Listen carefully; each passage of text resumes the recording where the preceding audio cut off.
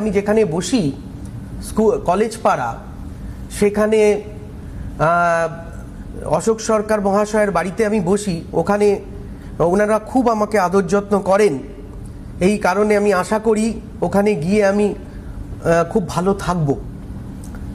তো বিষয় হচ্ছে যে আপনি যদি সকলের জন্য ভাবেন, সবাই আপনার জন্য ভাববে। আজকে আপনার সন্তান, স্ত্রী, আত্মীয় স্বজন, এদের জন্য আপনি শুধু ভাবছেন, আর বাদবাকি কারোর জন্য আপনি ভাবছেন না। কিন্তু একদিন দেখবেন এই মানুষগুলো স্বার্থান্বেষী হয়ে আপনাকে আস্তে আস্তে আস্তে আস্তে এরা গ্রাস করতে শুরু করবে। নিজেকে মহাবিশ্বের সঙ্গে আপনার কানেক্টিভিটি আপনার থাকতে হবে। মানুষ্য জন্ম, যখন আপনি বৃদ্ধ হয়ে যাবেন তখন দেখবেন যাদের জন্য আপনি করেছেন, যে সকল মানুষগুলোর জন্য বাইরের মানুষগুলো আপনার খোঁজ দিতে থাকবে, আস্তে আস্তে ঘরের মানুষগুলোও কিন্তু আপনাকে সম্মান করবে।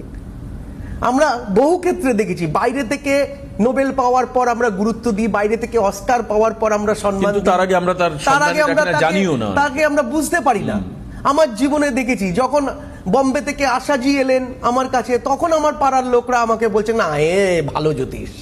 হ্যাঁ, এই ব্যাপারটা কিন্তু ঘটে গেছে।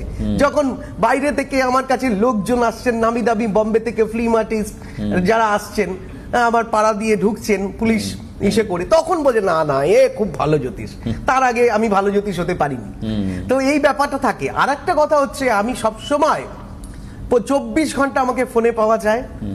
আমি আপনার অর্থের গ্যারান্টিতে কাজ করি, ভগবান নই। আপনার টাকা নষ্ট হবে না, আপনার মূল্যবান অর্থ আপনি আমার থেকে দরকার হলে ফেরত পেয়ে যাবেন। মিথ্যে কথা আমি বলবো না, মিথ্যে গ্যারান্টি আমি দেব না। যদি মনে করেন প্রকৃতভাবে কাজ করবেন। আর জ্যোতিষ স্কুলে, দ্য ইন্ডিয়ান অ্যাস্ট্রোলজিক্যাল ইনস্টিটিউশনের আমি প্রেসিডেন্ট। আপনারা যদি আমার স্কুলে জ্যোতিষটা শিখতে চান তাহলে অবশ্যই যোগাযোগ করবেন। আমার শিষ্য রয়েছে পল্লব দত্ত, তার সঙ্গে আপনার কন্ট্যাক্ট করতে হবে। আপনি অবশ্যই একটা কোর্স কমপ্লিট করতে পারবেন। আচ্ছা, এবার আপনারা ফোন করুন। যারা ফোন করতে চাইছেন আজকের অনুষ্ঠানে, আপনাদের ফোন নেব। টিভি স্ক্রিনের নিচে বুকিং নাম্বার বা হেল্পলাইন নাম্বার আছে, এই নাম্বারে আপনারা বুকও করতে পারেন এখন এই মুহূর্তে। সবাই যে লাইভ ফোন পাবেন তা না, যারা পাবেন আমরা তাদের সঙ্গে কথা বলবো। আমরা প্রারব্ধ কর্ম অনুসারী আমরা কিন্তু মানুষ হয়ে জন্মেছি, যার মান এবং হুঁশ আছে। এই যে মানুষ হয়ে জন্মেছি, আমাদের অনেক কর্তব্য আছে মানুষের মতো।